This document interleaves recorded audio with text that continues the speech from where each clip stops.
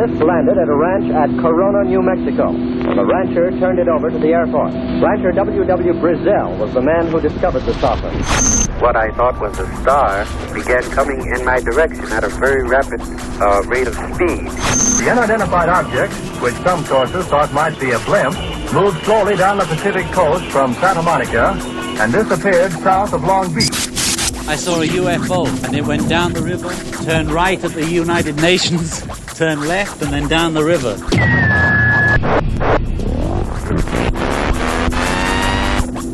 UFO Classified. UFO Classified. No more plausible deniability.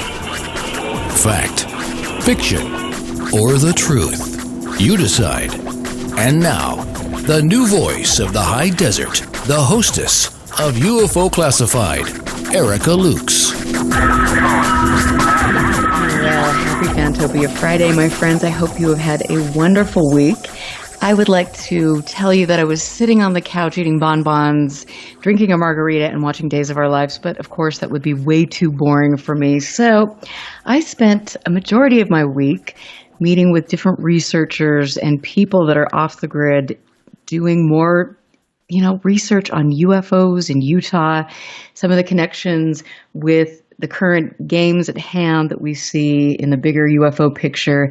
It has been fascinating, and as I put more and more of the pieces together, I will be giving you information. I spent 2 hours today on the phone with Grant Cameron.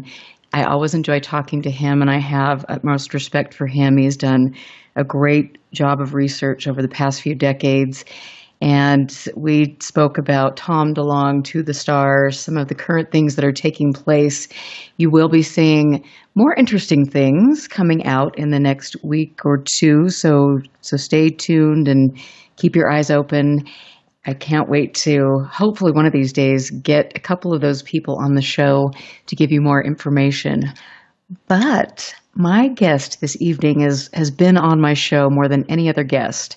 So that must be saying something. I respect his work. He is a lot of fun to work with, and I'm going to be speaking with him at the Michigan UFO Conference, which is coming up September 22nd. Nick Redfern is in the house tonight, and I also have Deb and RJ DeRoos who are putting together this conference, and I want to just say welcome all of you.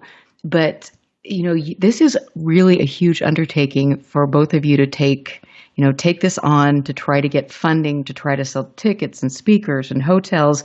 So congratulations, first of all, and I'm rooting for you. Thank you so much. We were just sitting at the kitchen table and said, let's do this. And 2 hours later, it got rolling, and here we are. And we're so blessed to have you guys come in here and raise an awareness. Thank you. Well, I was really honored, and I know that Nick was very excited as well. Weren't you, Nick? Are you there? Yeah, I'm looking forward to it. I mean, I have a lot of respect for people who put on conferences, because when you go to a conference and you're a speaker, you see often a lot of what's going on behind the scenes, and I know that there's no way I could put a conference on. My brain would explode.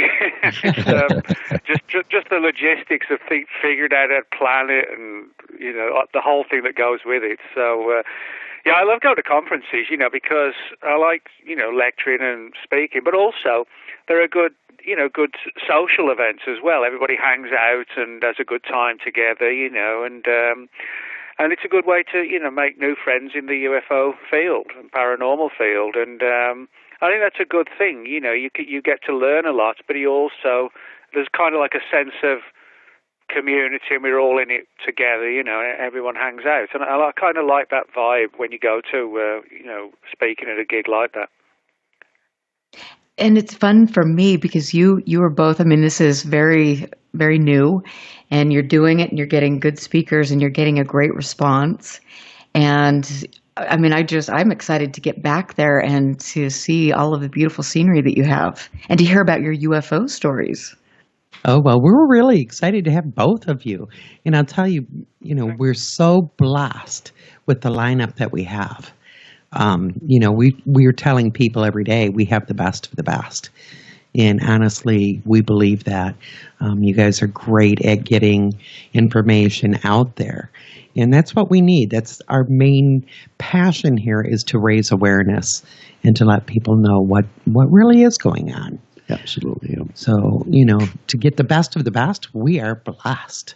Well, and we're so excited. And I think Nick and I both agree that it is right now is such a crucial time to get good information out to the public because, I think the field of ufology, it's, a little shaky at best sometimes with the information that you get. And now that we see the To the Stars movement and some of the things that DeLong and co, they're all doing it. We really have some decisions to make, and we need to be educated with regard to all of this.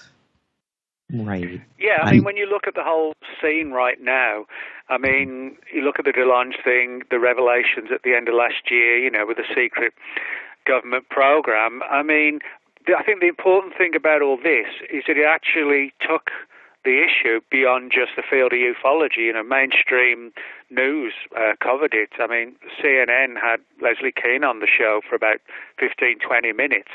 Prime time, nighttime TV on CNN, talking about this program. And I think that's an important angle, regardless of what we know about the UFO subject or not, when we can get the mainstream media interested, and not just from a perspective of, poking fun or one of those, the final story on the 5 o'clock news, and now, for something a bit different, that kind of thing. It's actually started to get away from that a little bit and being treated seriously, and, I hope that trend kind of carries on as well. I do as well, and I think that it's important to say that since we're in such a pivotal time and the field is being scrutinized, I think probably a little bit more so than it has been in a while, it really is up to all of us who are researching and holding conferences to make sure that some of the garbage that has been put out there is kind of the spotlight is shown on that, so we can say this isn't correct. Here is the good information. Here is the science behind all of this. Here is the 50 decades of research that this person has done. And so we have an obligation to really take this opportunity and run with it. Yes, I agree. Disclosure, it can be a very delicate thing because, a lot of people aren't ready for it. So I think the whole process, is a due process. And, but we want answers, and people are just getting to the point where they know something's going on. So that's important that we get it out there. Tell us who else is speaking. Well, we have Andrea Perrin. I don't know if many are in the UFO field are real familiar with her, but it is one of her passions. Andrea was raised in the house that the movie The Conjuring was based on, and her big passion is UFOs. Right. And she does a really cool thing. We've seen her do this at a few events, and people love it. She will actually go out at night and sing them in, and you guys would be blown away the way the lights come in and the sky lights up. We were telling the story today that up in Sault Ste. Marie, Michigan, she did this a few years back, and the police were really upset because they had so many UFO reports that night they didn't know what to do. So Andrea will be there speaking. Oh, that's awesome. Yeah, it was great. It really was. John Tenney, he's a Michigan man. He's amazing, and he speaks on everything paranormal, UFO, everything. He's absolutely amazing. People here love him and will listen to him. And same goes with Andrea. We have Bill Konklowski, who is the state director of Michigan MUFON here. And I think, Erica, you did a show with him, right? I believe so. Yes, I did. I really yes. like him a lot. I've always respected his work. Right. He is a very, very sweet man, very knowledgeable, very willing to speak out about all of his experiences. And he's been an experiencer all of his life. So, he has some great information to give. He's very helpful with anybody that needs help. Great guy. So we look forward to him as well. And Steve Wade, he is another Michigan man. So we have, or Ward, excuse me. I said that wrong. See, it's that name thing, Erica. I have it too. And so you're just making me feel better, I have to say. No, honest to goodness, I have the same issue with names. But Steve speaks a lot on the commonality between paranormal and UFO, alien existence. Another very good speaker. And, we wanted to pick the people who people would listen to. Not only people that could talk, but the people that people would listen to. And that's where I think that we do have the best of the best. Every one of you are definitely people that people will listen to. So we have a great lineup. Well, thank you. We are excited. I can't wait. And I have seen Nick speak and been a big fan of his work, a big follower of his work, and he is incredible. And the whole room is just filled with electricity when Nick gets up there to speak. So you've got definitely the best of the best there for sure. Oh, yeah. We're very excited about that. Yeah.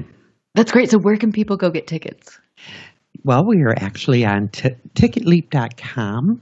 And if you type in Michigan UFO Con, tact. We had to add the word tact to the end. So it's con with a /tact at ticketleap.com. They're right there. Or you can look us up on Facebook. We are currently making a website. It's not ready yet. But you can find us on Facebook under the same title, Michigan UFO Con, tact. One word, but we made it two. Oh, God. Well, I love it. And I'm looking forward to it. And I'll be posting links for all of my listeners, and we'll get people there. I know that I have people that actually aren't in Michigan, but that would be willing to travel to come there and see all of us. So that'll be cool. So we'll keep everybody updated. And I want to just thank you both again for the opportunity and for taking a little bit of time out of your Friday night to hang out with us and tell us about your event. It was our pleasure. Yeah, And thanks, guys. Yep. Thank you. Can't wait to see you guys. And, Back really at you. Appreciate it. Mm-hmm. Yes, We will wait talk to soon. meet you. Thank you so much. You guys have a good Friday. All right, thank you. You too. Thank you. Good night. Thank you. Thanks, Good night. guys. Good night, Nick. Okay, so I suppose that my guest this evening doesn't need any introduction, but I will just tell you a little bit about him. There are a couple people here listening tonight that are actually clients of mine and don't know much about the UFO conspiracy theory world, so I'm going to tell you about Nick Redfern. He is a full-time author and a journalist. He does things from unsolved mysteries, Bigfoot, the Loch Ness Monster, UFOs, Men in Black, you name it. He has written, I can't even keep track of how many freaking books you've written. How many books have you written now? Can you keep track of it? I'm actually not sure. No, it's about 43, 44, 45, something like that. I can see them on the shelf where I'm talking, but I can't count them all from here. So. Well, I wish I had that problem. I could actually probably write a picture book, 2 pages or something. But I mean, you've also been on a lot of different TV shows. So you've been on the History Channel. Tell us about the TV shows that you've been on in your career.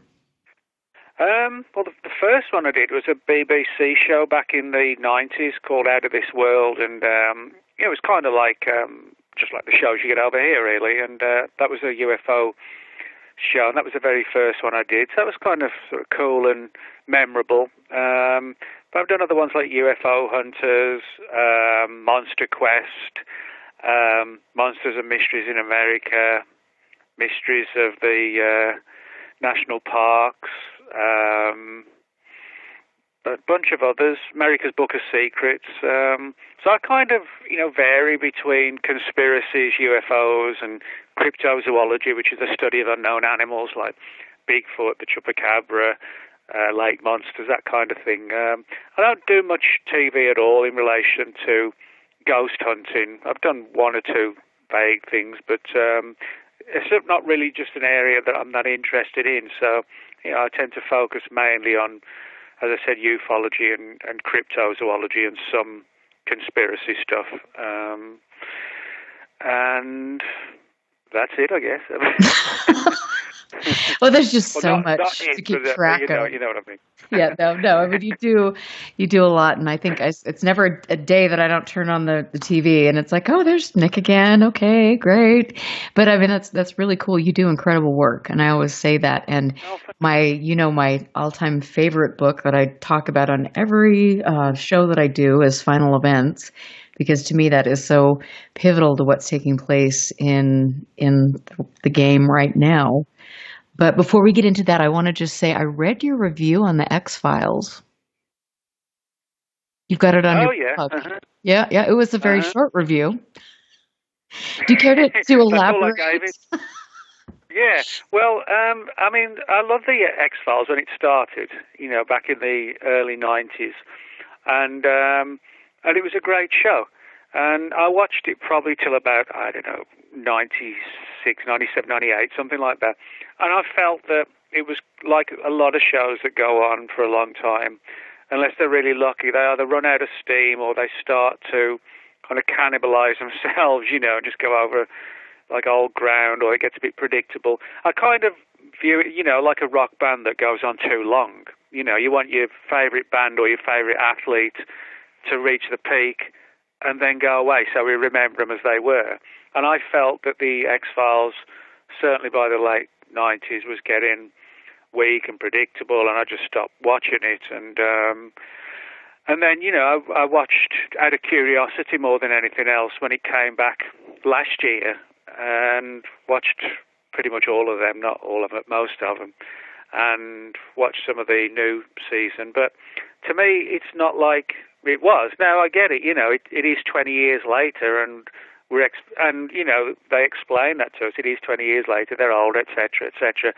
But I just don't think it feels like the same vibe as before. And I've always been the kind of person who thinks that when you're at your peak, arguably, that's the time to stop. Now, that might sound strange to some people, but... Yeah, not me, man. I'm going to keep on going. Well, I mean, it's like, you know, I'm big into soccer. I love soccer.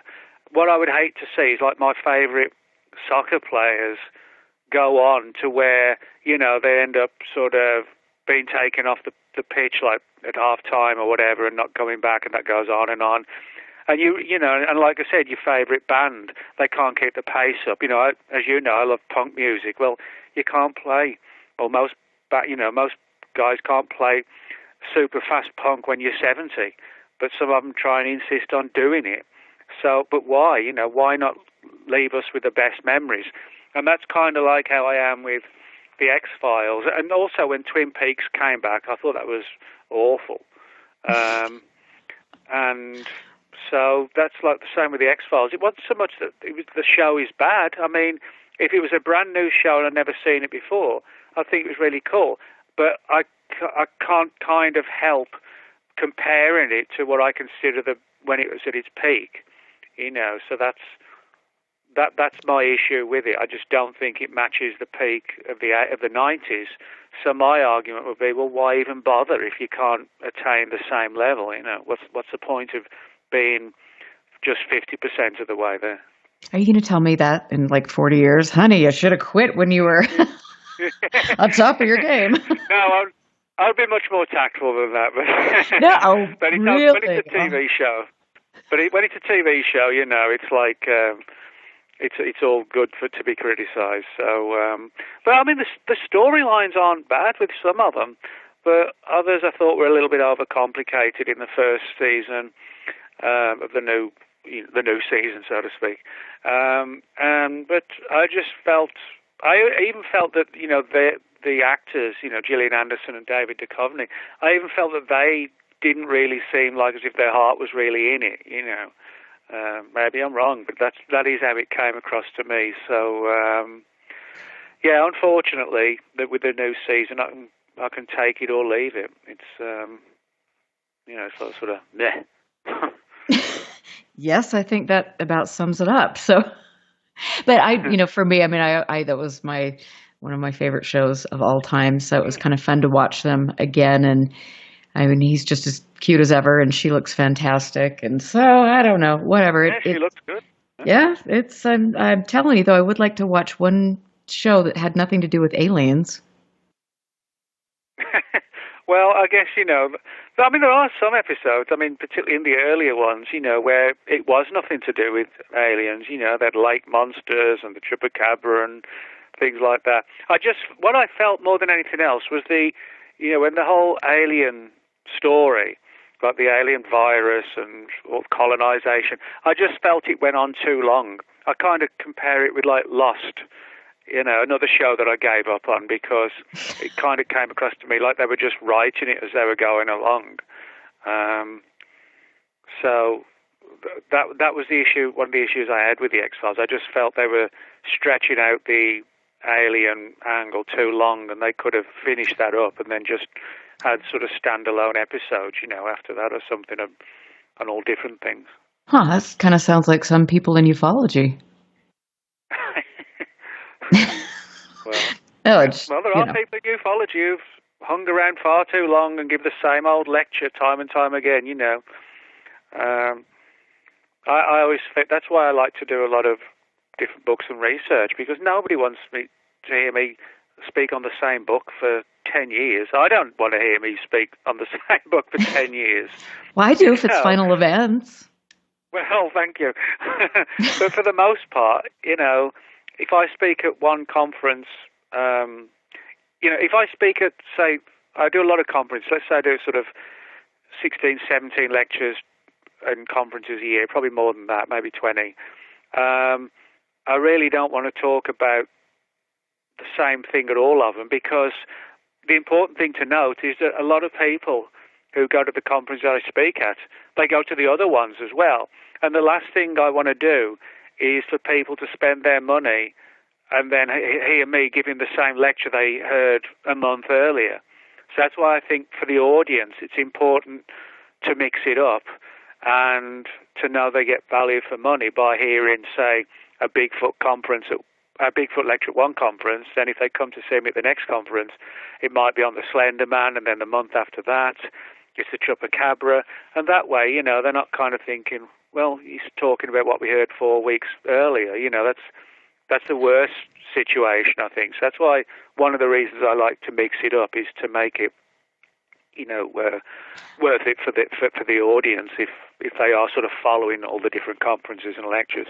Well, and then here's a question, and of course we've got to go to break, but, since a lot of these people go to the same conferences and they're continually the same keynote speakers giving the same lectures, at what point, I don't know. At what point does that start changing? Well, no, that's an important thing, and that's why I do like to mix it up, because,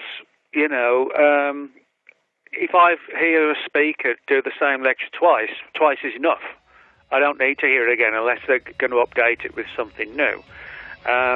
So that's why I do that, and that is an important issue. You don't want to be just sort of treading water, so to speak, and just doing the same lecture regardless of where you are or when you are. And I've got to cut. And I'm sorry, I've got to cut you off right there because we're going to break. I am Erica Lukes, and this is UFO Classified.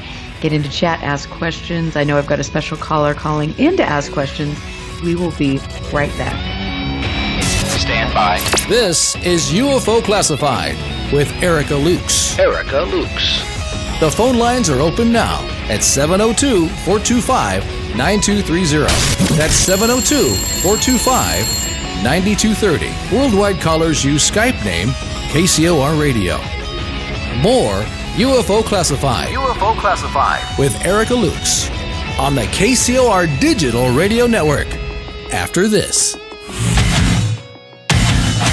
Paranormal radio never sounded so good. Join the hosts of the American Ghost Hunter Show each week as they shoot from the hip without holding back. They're kind of unpredictable, not like the rest of us. Live every Thursday night, 6 p.m. Pacific, 9 p.m. Eastern, right here on the KCOR Digital Radio Network. Come hear some of the hottest authors, investigators, as well as TV and radio personalities from around the world on the American Ghost Hunter Show. Our survival depends upon it. hauntings, UFOs, cryptos. If it's branded paranormal, we'll be talking about it. The American Ghost Hunter Show. Live Thursday nights, 6 p.m. Pacific, 9 p.m. Eastern. Exclusively on the KCOR Digital Radio Network. The only question you have to ask yourself, are you ready for it? Yeah! All right! It's great. I think it's great. It's great. The all-new KCOR Digital Radio Network. Great. Please make a note of it. It's great. Hamilton was adopted from a rescue in 2008. How could you not love him? Hamilton the Pug's adoption story started at a shelter. Visit theshelterpetproject.org to find a pet near you. Brought to you by Maddie's Fund, the Humane Society of the United States. Hello, KCOR radio listeners. Lori and Fenton here from the Fenton Files. Let me ask you, now that disclosure's happened, what does it mean for ufology? Will it change anything? To get the current disclosure answers and learn of alien encounters, the inside of UFOs, the Anunnaki agenda, California UFO hotspots, and so much more, join me at UFOCon 2018 in South San Francisco, California, March 23rd through 25th. Visit caufocon.com, that's caufocon.com, and prepare for the truth. Monday nights are about to become hauntingly good, as Reverend Sean Whittington possesses the airwaves with Vegas Supernatural. Tune in every Monday at 5 p.m. Pacific, 8 p.m. Eastern for Vegas Supernatural, exclusively on the KCOR Digital Radio Network. There's a war raging between good and evil. The question is, which side are you fighting on? Tune in Monday nights as Reverend Sean Whittington sets the new standard for paranormal radio with some of the most influential personalities in the world today. Vegas Supernatural, hosted by Reverend Sean Whittington, every Monday night at 5 p.m. Pacific, 8 p.m. Eastern, exclusively on the KCOR Digital Radio Network. The one show even the devil doesn't want you to hear. You're listening to UFO Classified with Erica Lukes, where the truth isn't hidden beneath the black lines of a Sharpie. That's the craziest thing I've ever heard. To be on with Erica, call 702-425-9230. That's 702-425-9230. Worldwide callers use Skype name KCOR Radio. Radio contact. Share your thoughts on the show on Twitter by using hashtag KCOR. Or head over to the live chats at KCORradio.com. The audience goes nuts. And now, your host of UFO Classified. Are you ready? Erica Lukes. Welcome back, and I hope you are all having a wonderful Friday. I want to say thank you to a very special person and a huge supporter of UFO Classified. My friend Northern UFOs, again, has been relentlessly uploading my radio shows to YouTube, so you can find that on UFO Classified. So they are there, but I want to thank him so much for taking the time, getting that up there so I can get the word out. That really means a lot to me because I wish I had time to do it all, but I can't. So thank you, thank you, thank you. All of my friends are in the house tonight. David Cook, Doug Down Under, Amy, Mark, Patty, Tim, and Lib, and Gil, I want to just say thank you. You mean the world to me, and I am here doing this because of you, and you are polite, respectful, you have incredible questions, and I am really happy that we're all a cohesive unit. That's rad. So my guest tonight is the prolific author and TV star. He is quite spicy and has a huge following worldwide. He's been on Ancient Aliens. He has written some of my favorite books, including Chupacabra Road Trip and Men in Black, Women in Black, The Final Events, which we're going to be talking about now. Again, because this is so pivotal to me. So, Nick, will you just give us a little bit of background on Final Events? Well, yeah, Final Events was a book that I wrote in 2010, and it deals with a sort of think tank type group within the government, which has actually existed for a long time, which has investigated the UFO phenomenon deeply, but not from the perspective of it being extraterrestrial. They take more sort of the view of people like John Keel, where we're dealing with something that's sort of more supernatural based than extraterrestrial.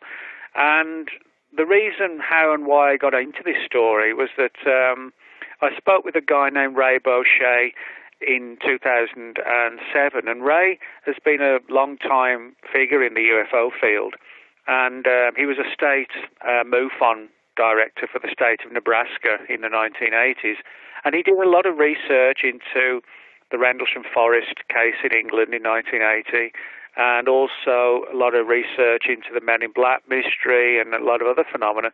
And Ray also has a background in the church, and he came to believe that the UFO phenomenon was supernatural. And he was actually approached by this group, which uses the nickname of the Collins Elite. As far as I know, they have a still classified name, but that was a sort of the unofficial title they used when speaking to people who weren't cleared to know the real name. And when I interviewed Ray, he told me how he'd met the members of the group and how the organisation was trying to contact what we consider as aliens, but what they consider as paranormal entities, and they called them non-human entities.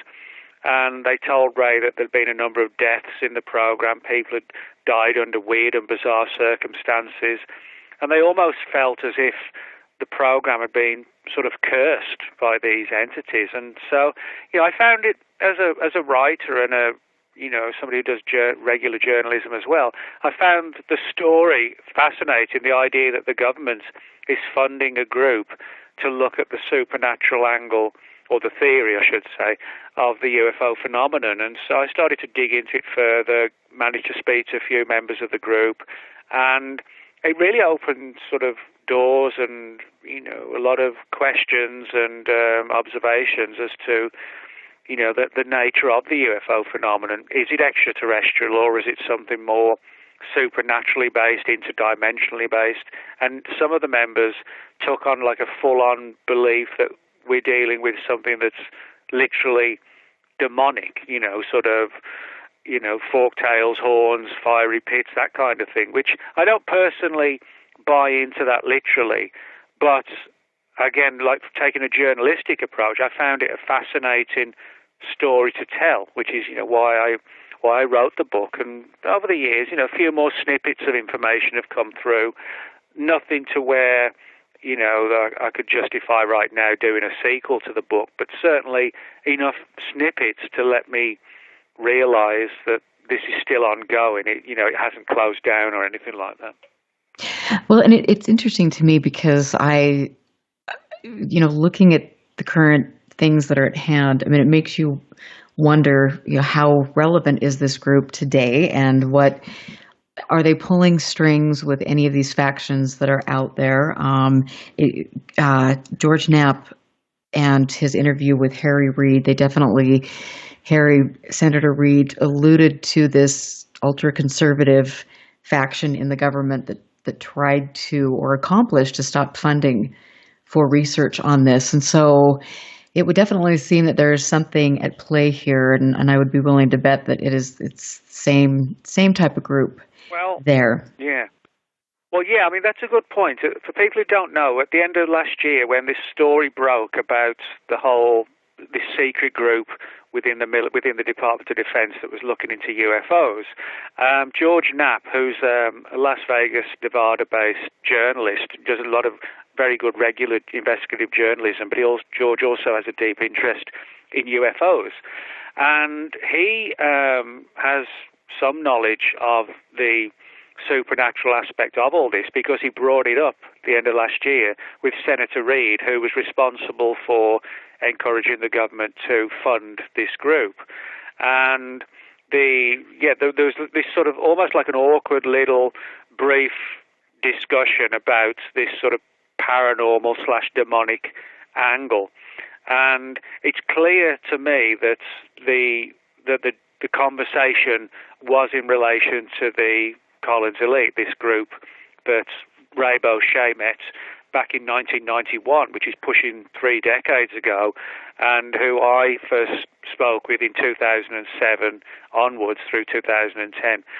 So I'm kind of encouraged, that Senator Reid alluded to this at least, because although it was kind of couched and, he didn't expand on it to any great degree, he did, you could tell what he was talking about. Yes, exactly. And that to me is getting the ball rolling, in terms of getting the story out there and learning more about it as well.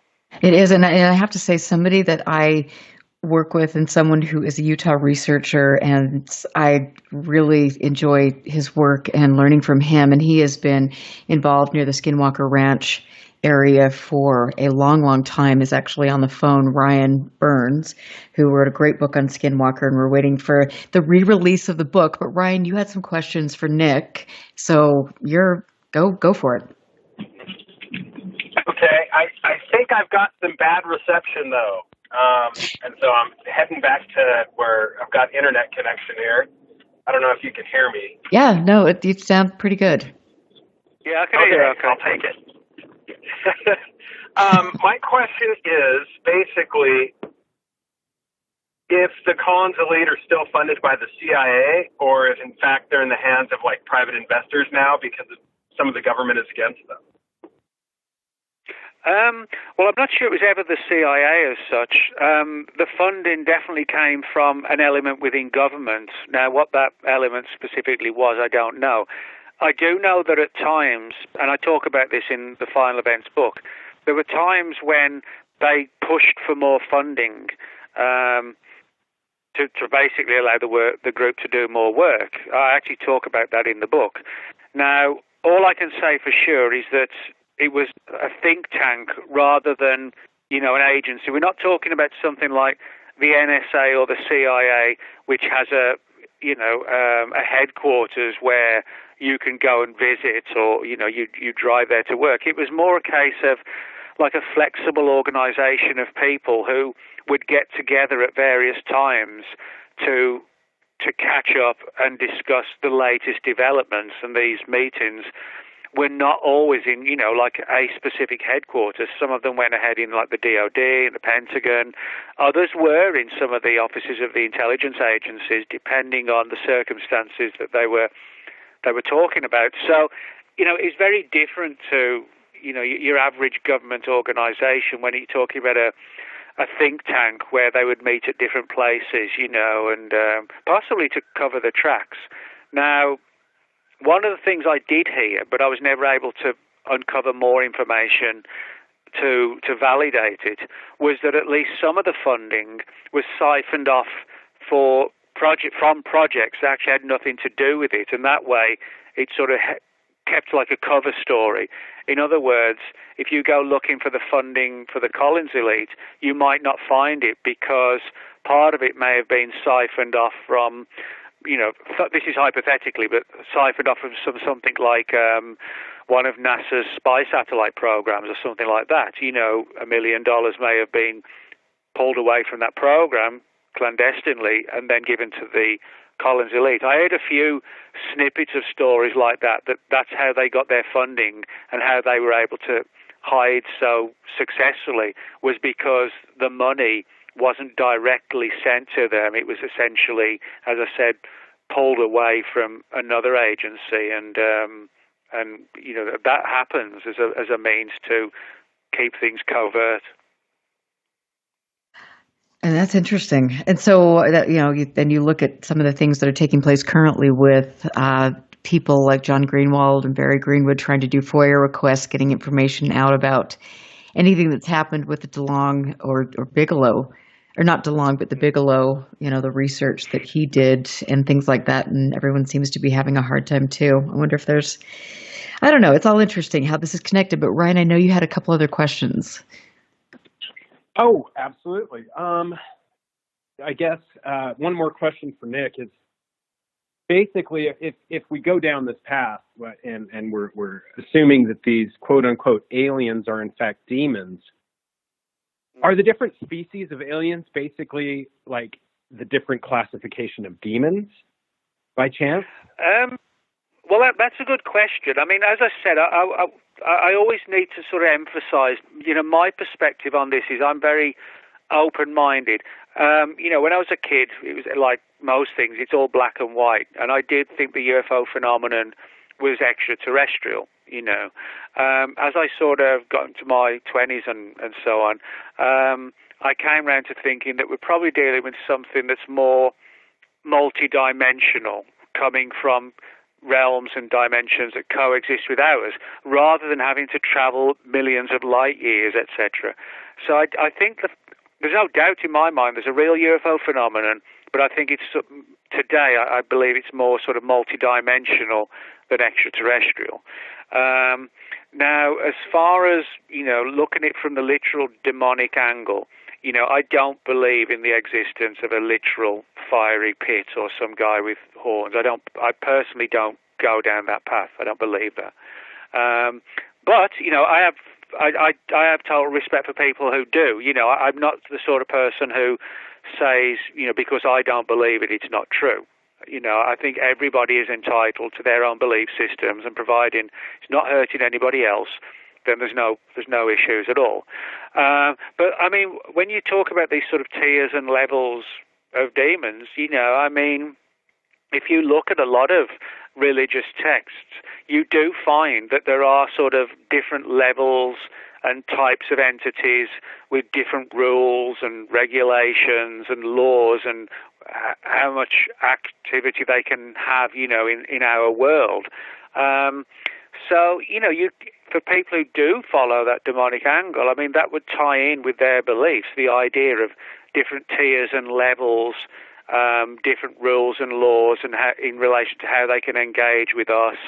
So, that you can quite easily push it down that pathway. Excellent.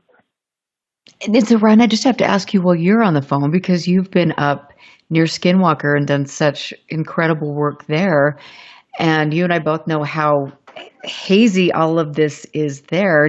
What is your gut? Where are you leaning with all of this? Well, I know myself, and I know you've spoken to another researcher that is kind of leaning the same way. We've been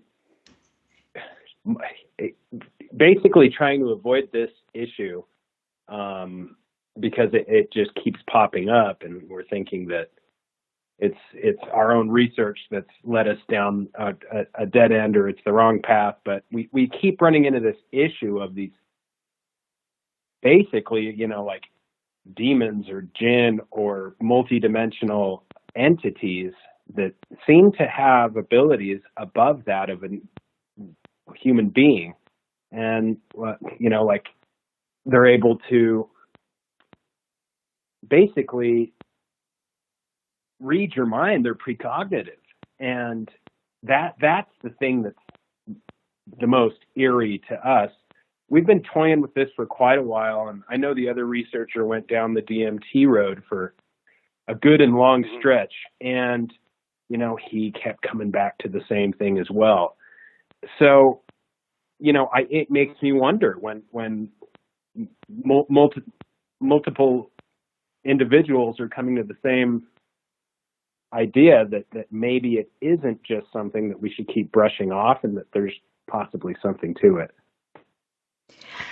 Yeah, and I mean, you make a good point there, Ryan. I mean, I think the way I look at it is that, as I said, I did sort of pretty much, I won't say discarded the extraterrestrial angle. I've never discarded it, but I do certainly believe that in all probability the phenomenon is multidimensional. Now, depending on what era you're from, thousands of years ago, that parallel dimension or parallel realm, which could be explained by something like quantum physics, that back then could be interpreted as hell or heaven. And I think the ancients knew far more about these phenomena than we do today. And so, in one sense, heaven and hell and, the equivalents in other worldwide religions could actually be multiple dimensions. And I do believe that many of these entities that live in these multi-dimensions and which can interact with us, I think they're extremely dangerous. And so I think that's why it's entirely possible that the demonic angle could have been applied to these phenomena. People thousands of years ago took the view they were literal demons from a literal hell, but they could be paranormal entities from multiple dimensions. Now, when you talk about, sort of precognition and these things getting into you, I mean, I've experienced that a lot. When you kind of look into these phenomena, it's like as if the phenomena hit back at you. They seem to have an understanding. It's almost like their radar gets switched on and they hit back the person that's looking into them. If you watch the Mothman Prophecies movie that was based on John Keel's book of the same name, there's a character based on Keel in the movie, and named Alexander Leake, and he makes this really good quote. He says, when you notice these things, they notice that you noticed them. In other words, just the very act of investigating these phenomena can sort of tip off the alarm bells of these entities, and then they turn their attentions on you, and they can cause, they can cause, they can cause all sorts of havoc. And I think Brian and I both know that firsthand. Absolutely. Yeah, you have to be careful with these phenomena because, I mean, I've experienced this a lot. I mean, me and Erica talked about this a few times where, I've performed literally like rituals to try and summon these things through, and it's always ended badly. It always ends up with total negativity and things going wrong in your life and weird stuff going on. And for a while, it didn't stop me doing it. I just kept doing it, and things kept happening. To the point where now I'm fairly careful as to what I do and what I don't do, and where the barriers are. So let me ask, when you were doing some of these things, what specifically, what type of rituals or rites were you performing? Well, I mean, a lot of it is based around like chaos magic. Okay. The idea of, and also sort of, altered states, that kind of thing. Okay. And putting, really focusing your mind on something that's out there and try and bring it through, bring it in. But I've found with my experience that most of the things that come through are dangerous, deceptive, manipulative, will try and pass themselves off as something other than what they actually are to try and get you into their grips. And that, to put it blunt and simple, they come across as just not liking the human race. That is what a lot of it comes down to. They just have this sort of loathing of us, even if that's not always the picture they present. Now, I'm not saying there isn't a positive side to this, because I think there is, but there's also, a negative side, and the negative side is the one that seems to interact with us so much. So, I'm always telling people, if you want to look into these things and try and contact them and bring them through, fine. But just be careful of what you're doing, because it's like, even in the physical world, it's easy to open a door, It's not so easy to close it when you've got sort of 20 people pushing from the other side, and it's kind of, that sort of analogy works with this as well. And that's true. And I think all of us who are in this field, I would dare say that most of us have tried some sort of something like this, whether it's playing with the Ouija board, whether it is, doing something to try to invite provoke whatever this is, because we've all had experiences and we want to learn more. And so we've all been down that road, and whether it's worked out for the good or the bad for most of us, it definitely, there's something that needs to be respected. And perhaps, so when you look at religion, perhaps they understood this and they were trying to protect people from all of these things. I don't know. There's so many questions. It's so deep. And you look at the secret societies as well. I think one of the problems is that we're only seeing part of the picture. We don't know the full story of what's going on or what these things are or what they want.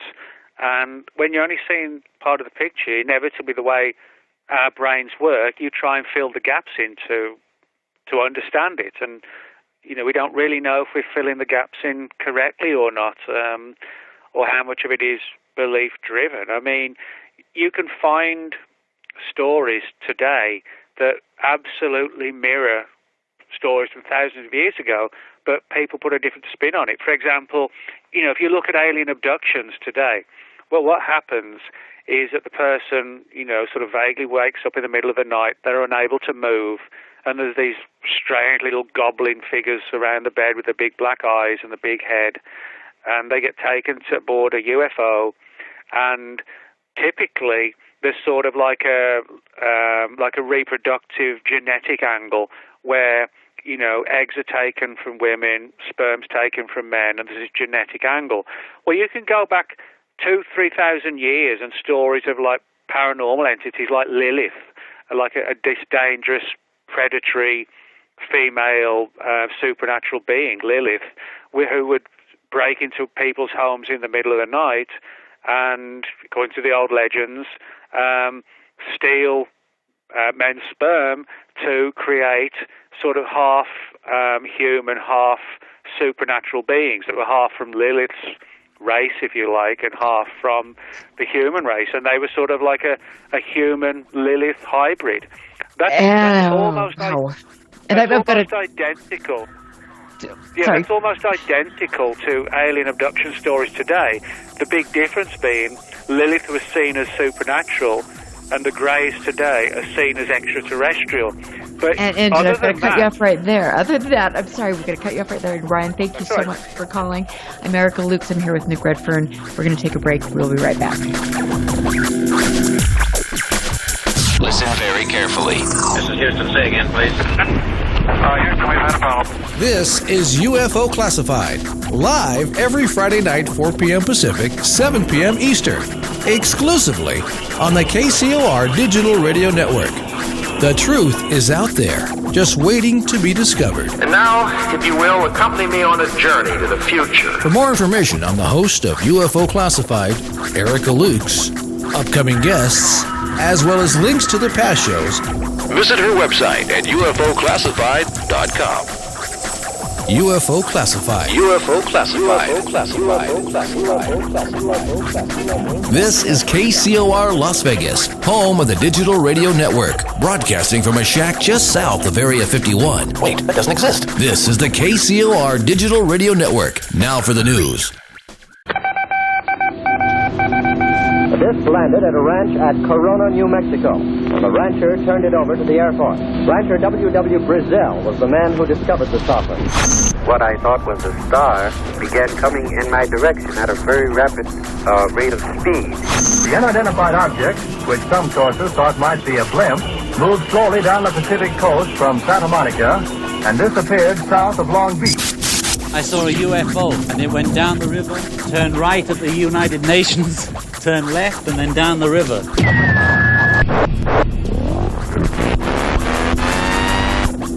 UFO Classified. UFO Classified. No more plausible deniability.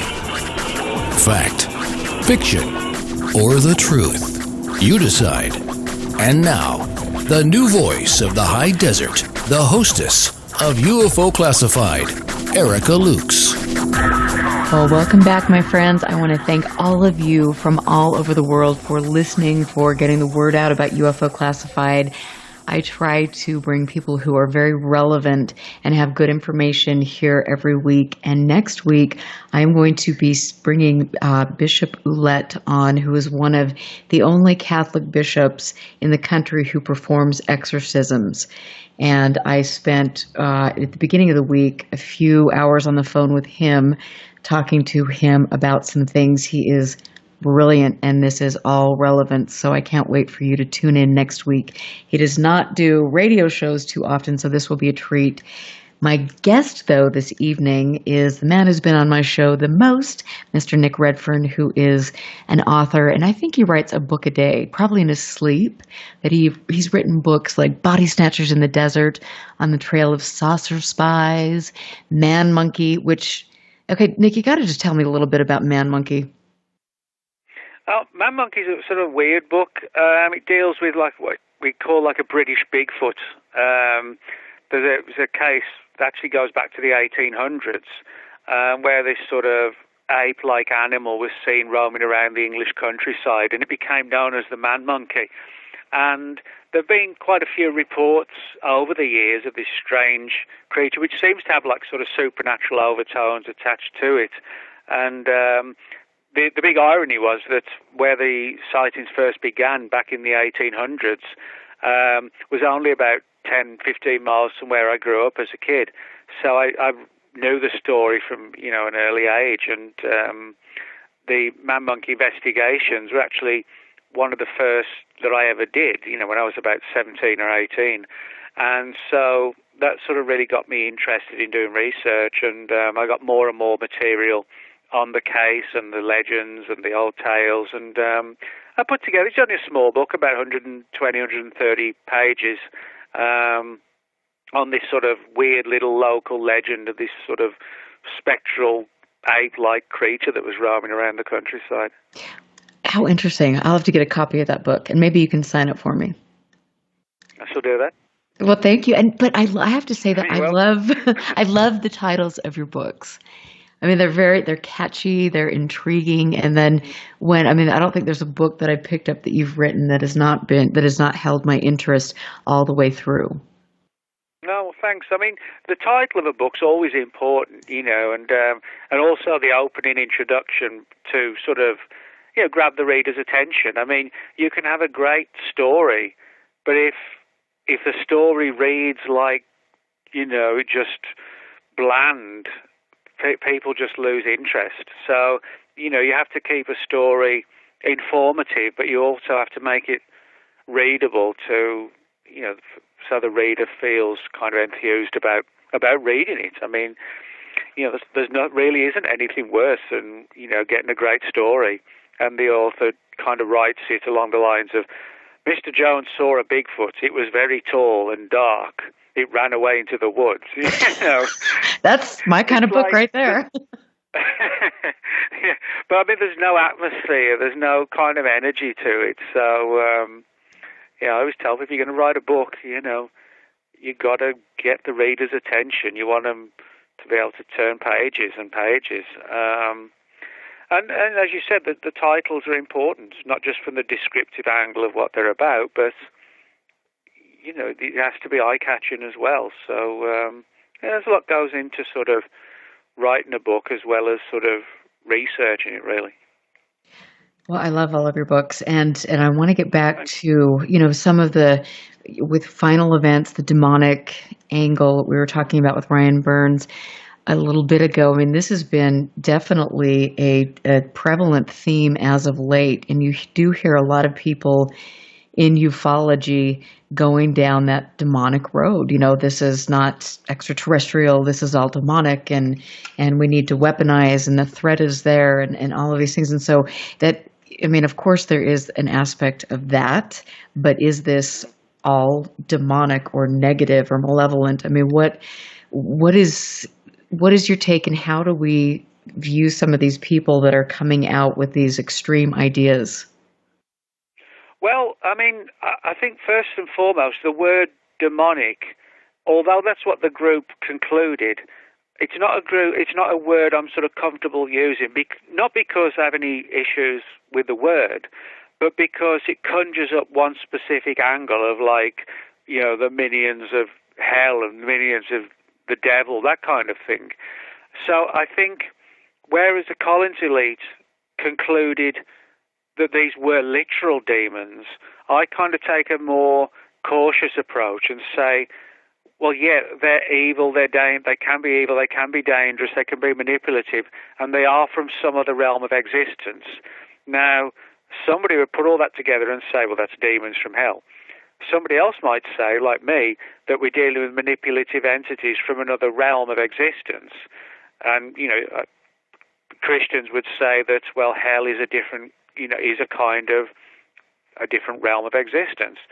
So, but for me, I try not to get too caught up in certain terms that create one specific image. You mentioned demon, and people do think of hell and the devil and things like that, or the similarities between other religions and the underworld and that kind of thing.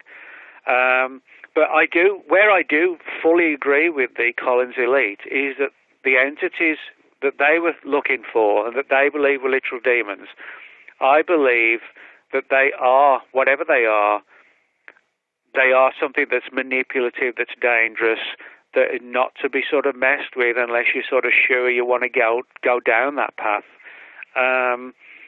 So, I guess from my perspective, I don't take the full-on religious angle, but I do take the idea that we're dealing with multiple dimensions and realms of existence that are beyond ours normally, but which can be accessed if you know how to do it.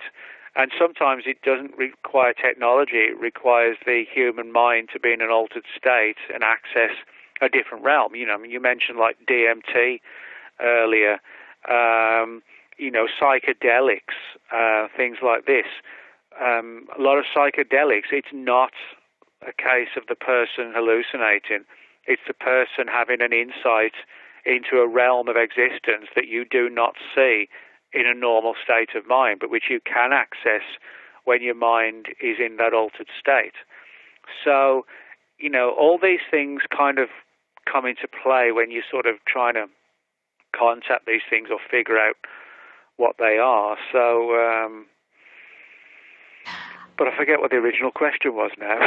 Well, you know what? You got me going on a tangent, and so did I. So, no, but I think with the fact that you see in ufology, I mean, we've got, because we haven't had any really professional standards in the field, and because the government, has done such a great job at trying to discredit this field for so long. I mean, you see all sorts of things that have taken place, and a lot of people who have come into this and capitalized on this and pushed their own agenda. And alarmingly to me, the demonic agenda has been top of the food chain in some circles. And I mean, of course, I believe that there's so much going on in there. I'm sure that is a factor, but I don't think that whatever this is that we're dealing with at the end of the day is a threat, and that we need to weaponize space and blow them out of the air. I mean, I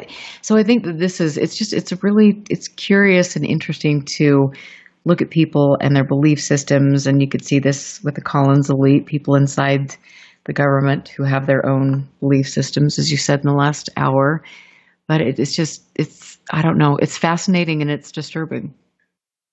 Well, yeah, I mean, one of the most disturbing angles that you just mentioned, I mean, one of the things I talk about in the Final Events book is the fact that the Collins elite were literally trying to understand the technology of these non-human entities, NHEs as they called them, but which they concluded were demonic, was that they were trying to figure out the powers that these entities possess and what these powers actually are and how they could manipulate them and use them. In other words, they were trying to weaponize the skills or the powers, if you like, of these paranormal entities, and in some sort of harebrained ways as well, even to try and do deals with them. You give us this, we'll give you that, which, trying to do a deal with some sort of paranormal, dangerous, manipulative entity is probably one of the most craziest things you could ever consider doing, It's just asking for trouble. I mean, that's all you can say. It's asking for major, major trouble. If you, as a group did, sort of get your mind in this altered state, using whatever you need to use, and calling these things through, and trying to do a deal with things that are so far more powerful than we are, and have, skills and powers that we cannot even imagine. You're just asking, for disaster. That's the only way to explain it. You're just asking. You're just, just crying out for disaster. You are, but yet, I mean, we know that there are lots of people who call out for disaster, and they're willing to try to manipulate these energies or forces for their own benefit.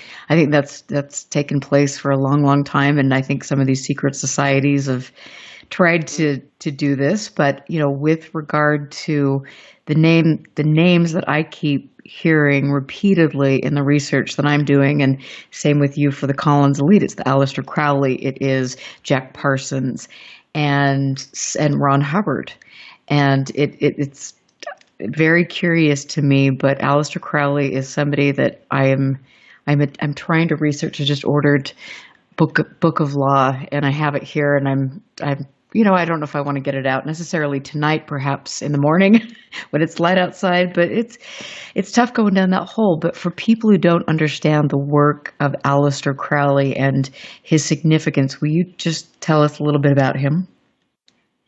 Well, yeah, I mean, Aleister Crowley was someone who, I guess, for many people, defines the world of magic. And by magic, I don't mean, some guy on stage in Vegas pulling a rabbit out of a hat.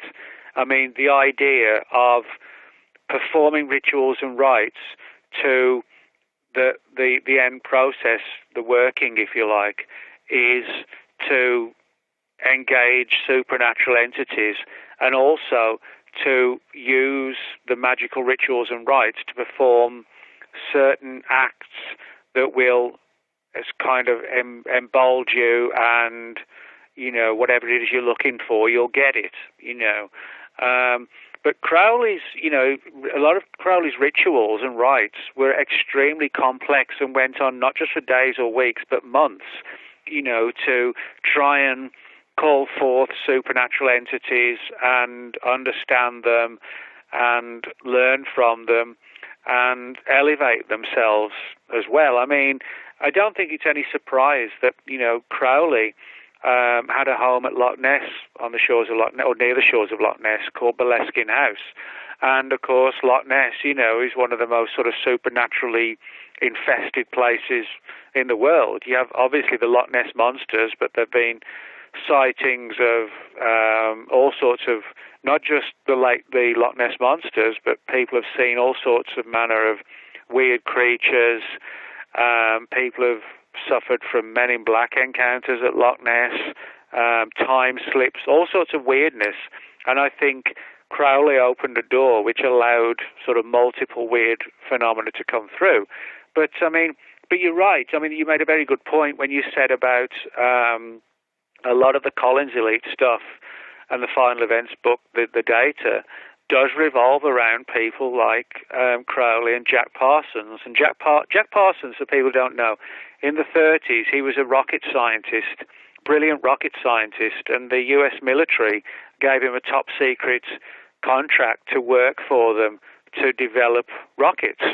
But because because Parsons had this background in Crowley's work and actually ran the Pasadena, California lodge of Crowley's group, Parsons was viewed by the U.S. government as like a very undesirable person, but somebody who they knew could help, the looming Second World War, as it was at the time. Parsons was a brilliant rocket scientist, but he was also somebody who was heavily into the occult, and he would engage in all sorts of operations and rituals, again, to try and summon up supernatural entities, from multiple different realms of existence, and the military did not approve of this and kind of turned a blind eye because he was a brilliant rocket scientist, and he actually has a crater named after him on the surface of the moon. And so you have this world of government, military, and intelligence bleeding into the world of the supernatural and the occult. And I think at some point it was like the penny dropped, and the government realized, or elements of the government realized, that the occult could be manipulated and used if we could kind of find a way to, make a balance with the entities behind it all. But both Crowley and Parsons, had deep connections to government and espionage, and Crowley, for example, did all sorts of espionage-based work for the British government, the US government. He's the subject of a number of British intelligence files, which British intelligence will not release. They just flat out won't release them. So, in other words, there's still a much bigger picture to be uncovered, but at least we're getting part of the story and putting the pieces together. Well, it's fascinating to me, and I want to talk a little bit because you've done research on secret societies. So give us some background on some of the secret societies who could potentially be related to, Aleister Crowley and the things that are going on current day. Well, actually, 2015, I wrote a book on secret societies, and it had the stunningly original title of Secret Societies. And, that's a good one. I like it. Straight to the point. Yes, it was. It's very catchy. And it's sort of like an A to Z book of everything to do with secret societies. And, time and again you hear things like, the Illuminati and things like this, which to a degree have been overblown. But one of the things that I wanted to sort of get across to people in the book was how many secret societies there are. I mean, one of the cases that I talk about was a case from England decades ago now, where a guy was actually found dead in a field in central England, like rural England, with a pitchfork in his chest. And he'd been literally sacrificially killed. And this was, we're talking sort of 60 years ago. We're not talking about, in the Middle Ages when witches were burned at the stake. We're talking about post-Second World War England. And I uncovered a number of other cults, if you like, secret societies in England. One known as the Cult of the Moon Beast, which was a group that again kind of tried to interact with supernatural entities and had sort of their deity of choice, if you like, was the moon. They believe that the moon itself is like an intelligent orb. And there was a case in England in 2001 where the body, grisly story in the River Thames in London, where the body of a young boy was washed up without a head, limbs, legs or arms. It was just a torso. And Scotland Yard, as you would understand, and quite understandably, opened a major investigation, and it turned out that the boy, unfortunately, it was the result of like a sacrificial rite. This is going on, even to this day. This isn't hearsay or anything like that. The files, for example, on the guy with the pitchfork in his chest, those have now been released by the British police force. Scotland Yard, their investigation of this torso discovery in the River Thames in London in 2001, that's a wide open story. So, these cults, these secret societies which operate outside of the law, but in some occasions they also have links to government. It's a very disturbing angle when you find people in government not just doing their regular jobs, but outside of that work, performing all sorts of weird rituals to try and, again, attain whatever it is they're looking for: money, fame, influence, power, sex, money. Those are sort of the typical angles that all secret societies kind of thrive on, you know.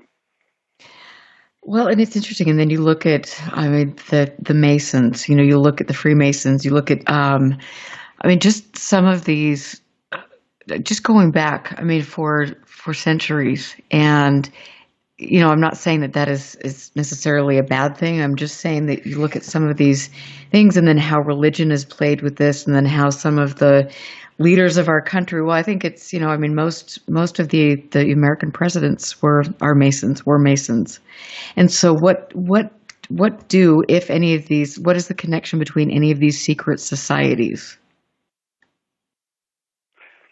Well, some secret societies, like, for example, that when I mentioned the Cult of the Moon Beast, that was just its very own organization.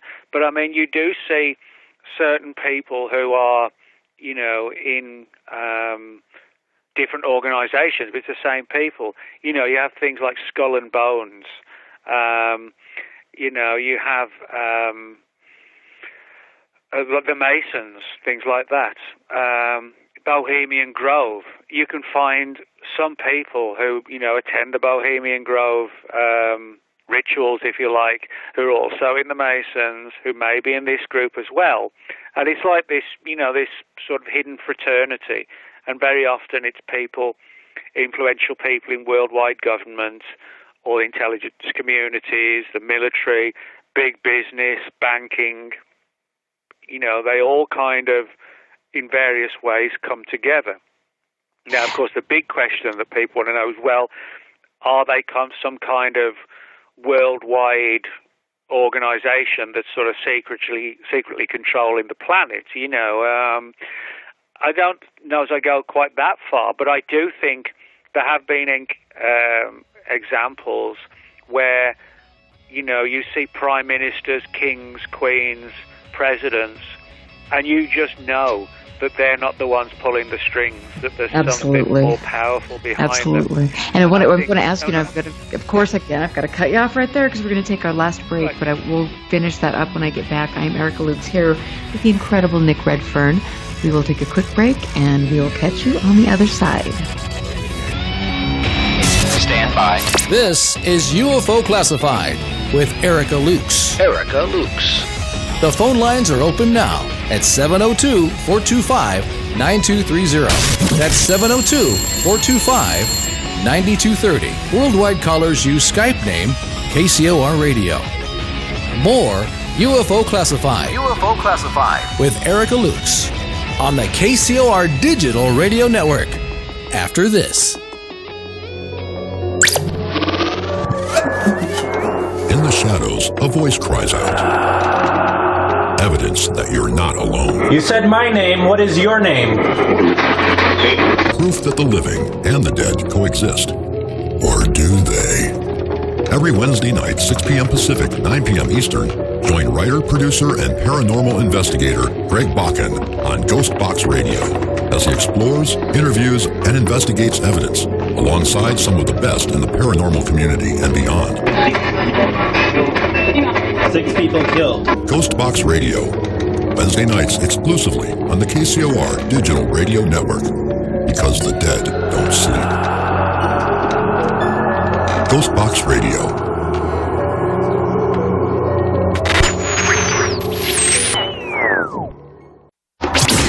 KCOR Las Vegas. All the time. Of course I listen. I listen all day. It's the best music. KCOR, the new underground source for news, talk, and music at KCORradio.com. Tell your friends, email them, or Facebook them, or Twitter them. Hey, are we done here? Because I'm losing my buzz.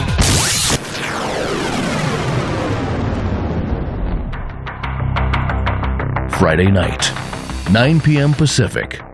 Jump onto the Celestial Highway and travel at the speed of light into hyperspace. Hyperspace. Hosted by Solaris Blue Raven. She navigates you through the cosmic tides of mysticism into the world of covert technology, UFOs, mystical sciences, and the world of unforeseen forces. You get to really sort of enjoy a bizarre ride. Listen live Friday night, 9 p.m. Pacific. Or hyperspace. The one show that blows the whistle off our government black ops projects. Hyperspace. Hosted by Solaris Blue Raven. Solaris Blue Raven. Exclusively on the KCOR Digital Radio Network. Want to take a ride? Take a ride. Take a ride. There's a show that's not afraid to ask questions no one else will ask. Not afraid to say what no one else will say. Friday nights at 7 p.m. Listen to Restricted Airspace with Tina Marie, where no topic is off limits. Conspiracy theories, paranormal activities, hoaxes, the unexplained. It's what we talk about. Question everything. Trust no one. Restricted Airspace with Tina Marie. Friday at 7 p.m. on the KCOR Digital Radio Network out of Las Vegas, Nevada. You're listening to UFO Classified with Erica Lukes, where the truth isn't hidden beneath the black lines of a Sharpie. That's the craziest thing I've ever heard. To be on with Erica, call 702-425-9230. That's 702-425-9230. Worldwide callers use Skype name KCOR Radio. Radio contact. Share your thoughts on the show on Twitter by using hashtag KCOR. Or head over to the live chats at KCORradio.com. The audience goes nuts. And now, your host of UFO Classified. Are you ready? Erica Lukes. Erica Lukes. Welcome back, and welcome to the last segment of UFO Classified. I'm Erica Lukes, and always happy to be here. Thank you again to my friend Northern UFOs. He has done a great job at getting all of my radio shows out on YouTube, so you can go there and share, or you can go to the KCOR archives, share shows. I really appreciate that because I rely on you to help me grow the show and to get information out there. If you have suggestions for guests, please send those to me because I am here doing this for you. My guest next week is one of the only Catholic priests who performs exorcisms. He has actually appeared a couple times on Ghost Adventures and told me about both of those encounters, one of which he was performing an exorcism here in Ogden. And so he will be here. It is Bishop Brian Ouellette, and I look forward to having him here. But now, the man of the hour, Mr. Nick Redfern, who is a prolific author. He's written a lot of books, and I've got a majority of them sitting right here. You can go to Amazon, or you can find him on Nick Redfern 40 and blogspot.com. I would be willing to bet that most of you have some of his books, and if you don't, then you should definitely check them out. They're incredible. You can see him on Ancient Aliens as well as pretty much every paranormal show known to man. So, Nick, welcome back. We were talking about the satanic rituals and occult sacrifices that you had seen or heard about over in London and that area, but also in some of the secret societies. And you had mentioned Bohemian Grove. And this place, this name has come up a couple times in the past little bit, but tell the viewers, because I would be willing to bet that most people don't know about Bohemian Grove. Well, basically, it comes down to the same angle that we have in so many secret societies, influential people who sort of get together to essentially try and find ways to have the world, the future, the economy, the stability of the planet, etc., go the way they want it to go, and you find so many of these people extremely powerful, but also extremely good at standing in the shadows and arguably having more and more power and influence than elected presidents, prime ministers, kings, queens, etc.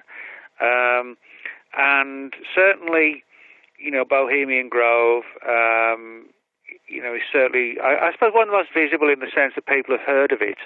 But, in terms of, the actual work and the agenda, you have a lot of different theories. It's just some sort of a symbolic get-together. Other people, suggest that it really is sort of, planning the next 50 years and of how the human race is going to be kind of molded and directed. So, But as I said, this is sort of the exact sort of trait, if you like, of secret society. And sometimes secret societies, are very small. But sometimes they're not, something that's worldwide and dominating. Sometimes they can be 12, 15 people, but who feel they're doing something, valuable and influential. But, it's not on a large scale, but their end goal is to, achieve something on a large scale. So, but you can find secret societies, going back to the earliest times of civilization. You could even sort of look at things like, the assassination of Julius Caesar, when, a number of his people below him and around him, if you like, got together and assassinated him. You could argue that was almost verging upon like a secret society, that working from the inside to influence the politics of the day in ancient Rome. Well, it's all interesting, and I will say that Bohemian Grove is a beautiful place. People don't know about it, or supposedly beautiful. Not like women can really get in there, but it's a 2,700-acre place in Monterey, California, and they, like you said, a lot of the most successful people in the country, in the world, go there, and they have musicians and artists and different things, and so it is kind of a place where people go to talk about ideas, but there are these conspiracy theories, and there is video evidence of some very interesting rituals that take place there. Well, what's interesting is it actually did begin as sort of like a club for bohemians, for artists, for painters, for musicians, for writers, for poets.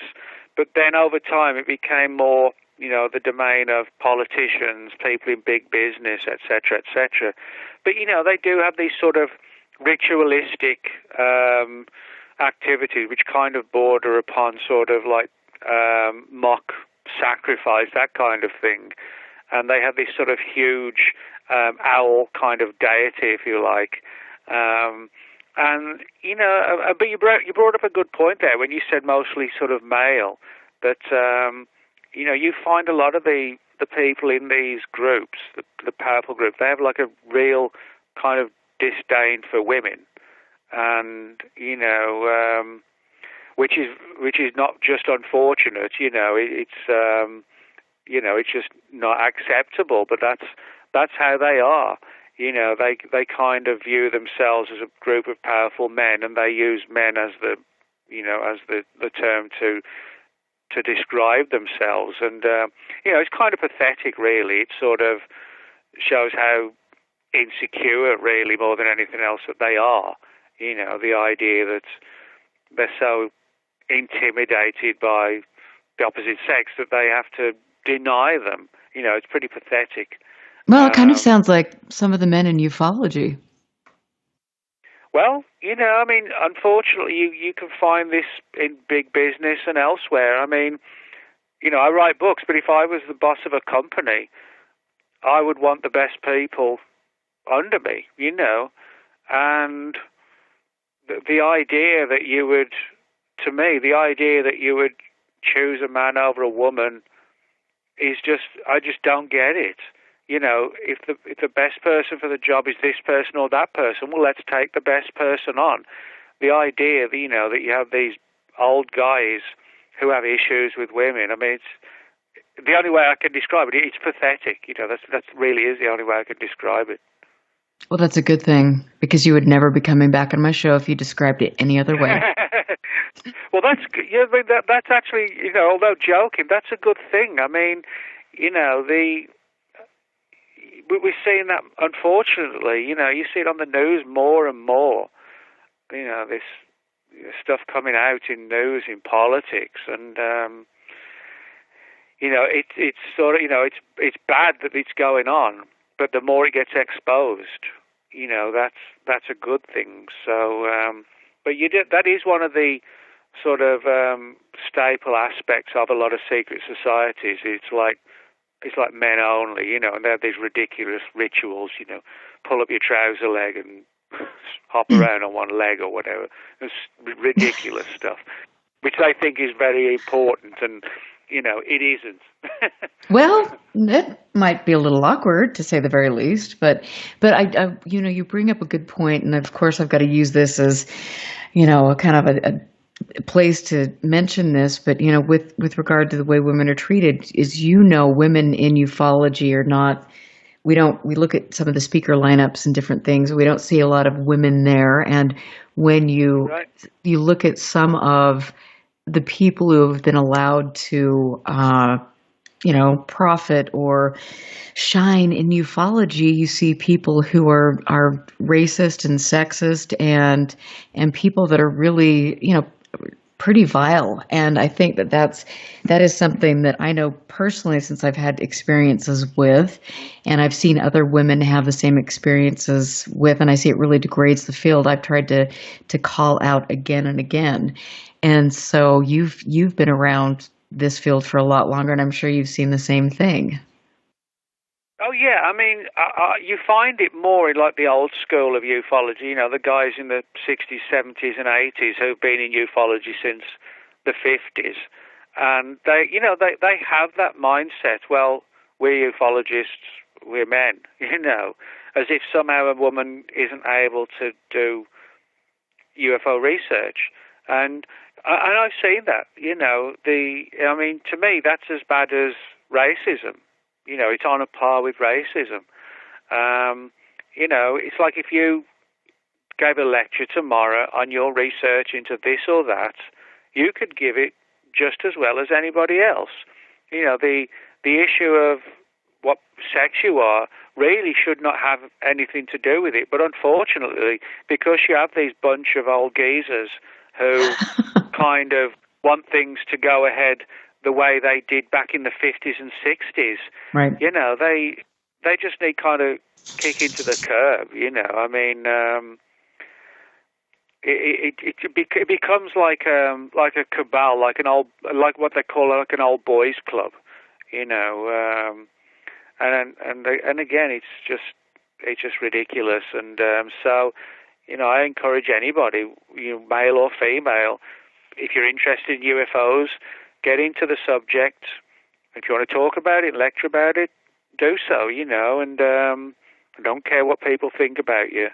Just, have the strength in your own beliefs in this or that, and do what you want to do.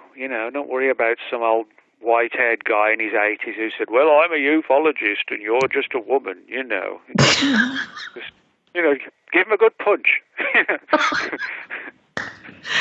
Oh, that's what I love about you. And you've kind of talked me through some situations before, because I'm a lot, I've definitely it has been a process for me to develop a thicker skin in this, because I think being a woman and coming out of nowhere, I have been attacked like you would not believe. Well, that, you've seen it, and it's been a really hard thing. And a lot of the attacks have come from really, just really people that shouldn't even be in the field to begin with. But it's all about, because I'm a woman and because I'm, a certain person I remember at a conference saying, well, this picture of you on Facebook, with you've got your arm over your head and you're in a tank top, and that was just too much. And I'm thinking, I'm a Pilates instructor, and if you're the one thinking that, then I'm clearly not the one with the problem. You are.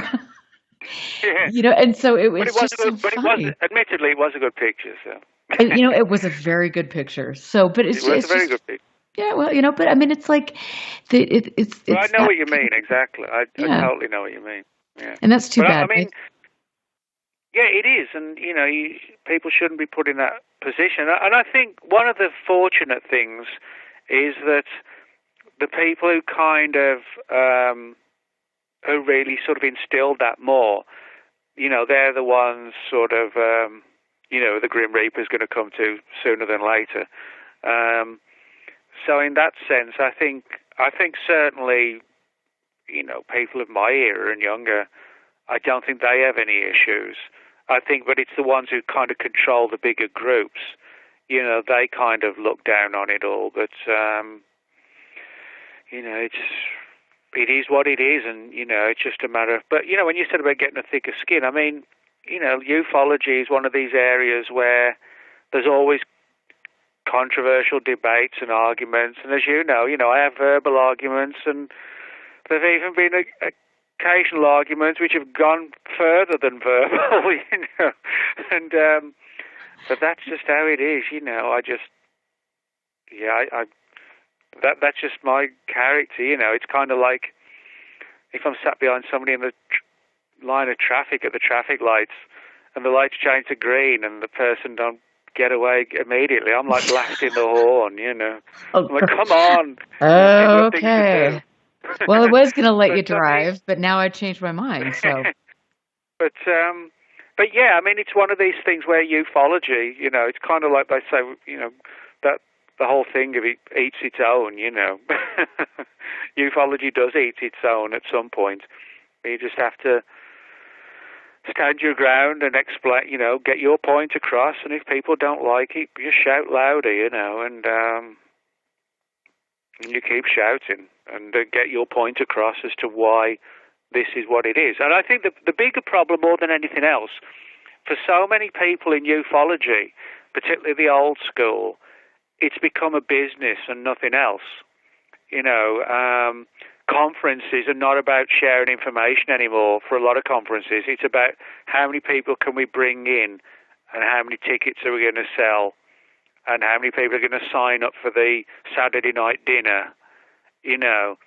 That's what it's become. It's become more of a business and a company, but on a large scale, instead of being a group of like-minded people all getting together, hanging out, knocking a few beers back, and talking about all the different theories and ideas and sharing information and making new friends.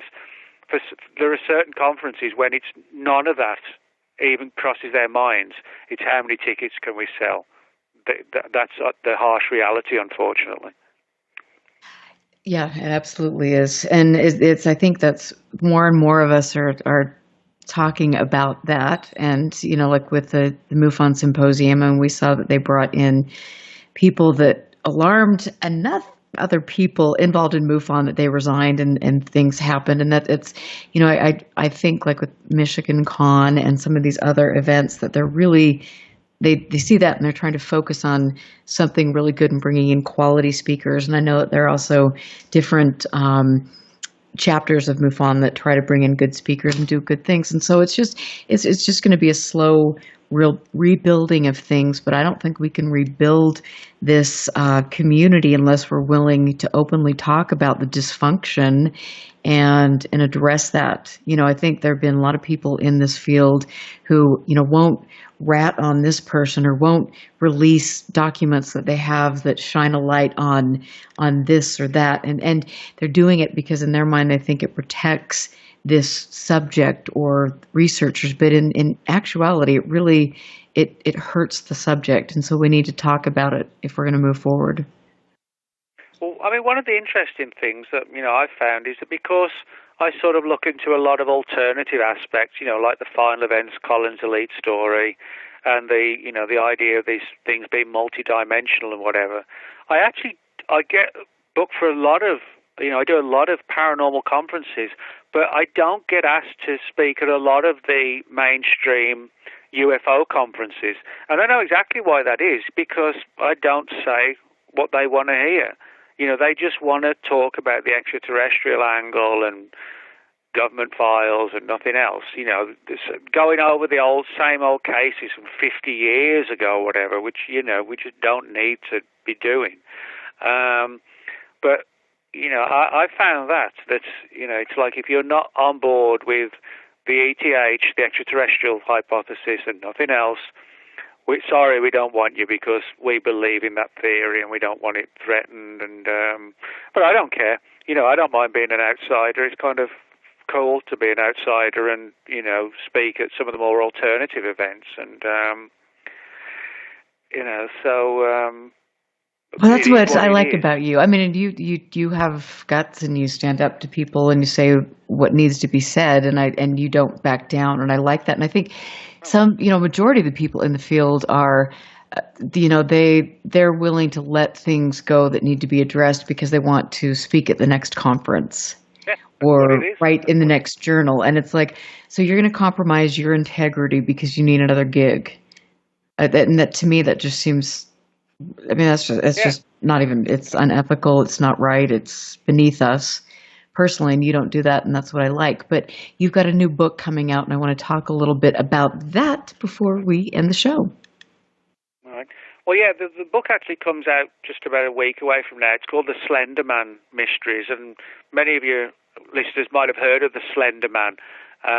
It started life, so to speak, in 2009. It was created for almost like a competition for a website called Something Awful, and the idea was to create sort of the creepiest supernatural creature for the internet era, and various people submitted, pictures and stories and things like that. The one that kind of won was the Slender Man, which was created by a guy named Eric Knudsen.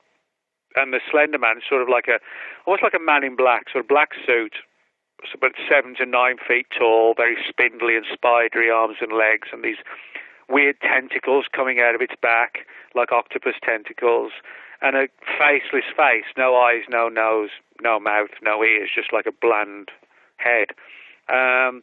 And literally within days, thousands of people were fixating on the Slender Man.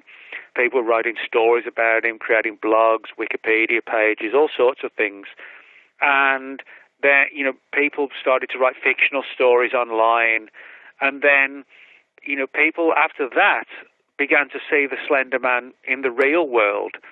And then, of course, in 2014, regardless of what you know about the Slender Man or not, everybody has heard the story about the two girls who attacked their friend or former friend, stabbed her 19 times, and they've just been sentenced just recently for decades. They're going to be put away for.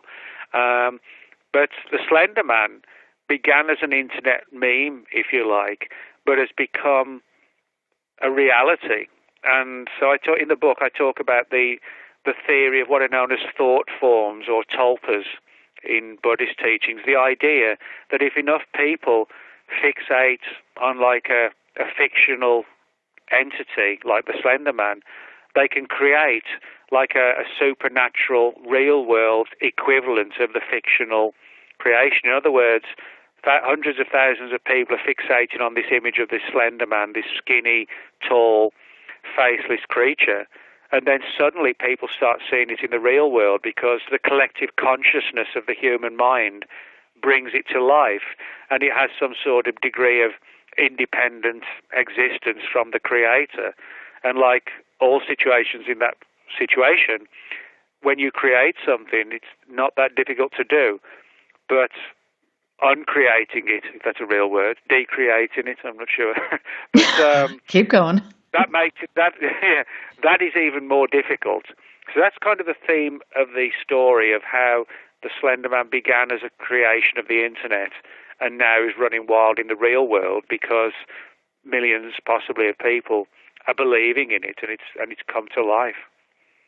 I cannot wait to read it. And it's interesting. And next time you come back and we talk about the book, let's talk about that in relation to skinwalkers and shapeshifters, because in my opinion, this is all connected. But where can people find you? What's your next conference?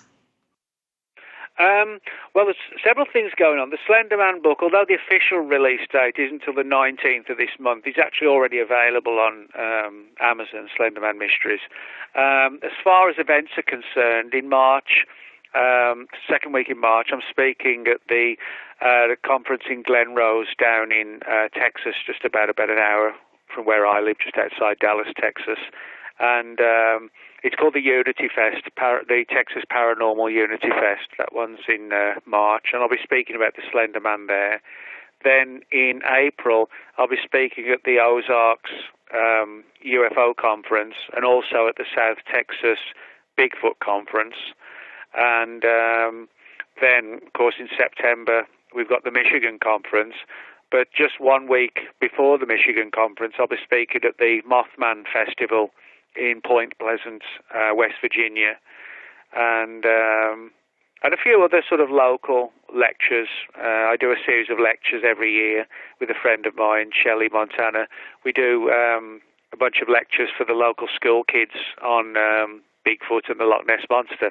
And the kids are all sort of 7 or 8, and they kind of like the excitement of monsters, and, we keep it sort of fun and entertaining for them. So there'll be like 4 of those lectures later in the year as well.